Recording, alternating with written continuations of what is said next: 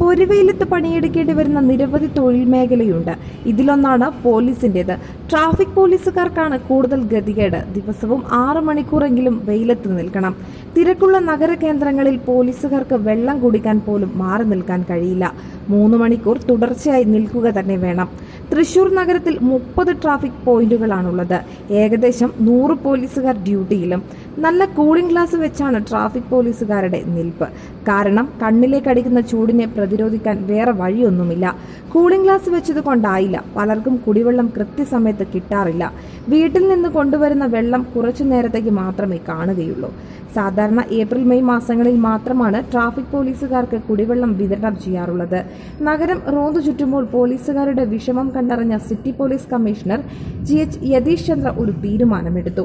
വെയിലത്ത് ഡ്യൂട്ടി എടുക്കുന്ന എല്ലാ പോലീസുകാർക്കും കുടിവെള്ളം നൽകണം. തണ്ണിമത്തൻ ജ്യൂസ്, ലൈം ജ്യൂസ് ഇടയ്ക്കിടെ നൽകണം. പോലീസ് അസോസിയേഷൻ നേതാവ് ബിനു ഡേവിസ് ഈ നിർദ്ദേശം കേട്ടതോടെ പൂർണ്ണ സമ്മതവും മൂളി. അസോസിയേഷൻ വക ഫണ്ട് പ്രതിദിനം 1000 രൂപ ഇതിനായി നീക്കിവെക്കുകയും ചെയ്തു. അങ്ങനെ ജ്യൂസും വെള്ളവും പോലീസുകാർ നിൽക്കുന്നിടത്ത് എത്തിച്ചു കൊടുക്കാനും തീരുമാനമായി. ആദ്യ വിതരണം നിർവഹിക്കാൻ കമ്മീഷണർ യതീഷ് ചന്ദ്ര തന്നെ എത്തുകയും ചെയ്തു.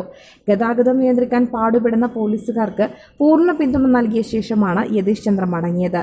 പാർട്ടി ഓഫീസിൽ കയറി ലാത്തിയടിച്ച ഉദ്യോഗസ്ഥൻ സമരക്കാരെ നേരിടുമ്പോൾ ദയാദാക്ഷിണ്യം കാണിക്കാത്തയാൾ ഏറ്റവും ഒടുവിൽ നിലയ്ക്കലിൽ കേന്ദ്രമന്ത്രിയോട് മയത്തിൽ പെരുമാറിയില്ലെന്ന് ദുഷ്പേരും. ഇത്തരമൊരു ഇമേജ് നിലനിൽക്കുന്നതിനിടെയാണ് യതീഷ് ചന്ദ്ര പോലീസുകാരെ വെള്ളവും ജ്യൂസും കുടിപ്പിച്ചത്. News desk top news Kerala. വാർത്തകൾ ഉടനടി അറിയാൻ top news Kerala YouTube channel subscribe ചെയ്ത് ബെല്ലൈക്കൺ അമർത്തി ലൈക്ക് ചെയ്ത് ഷെയർ ചെയ്യുക.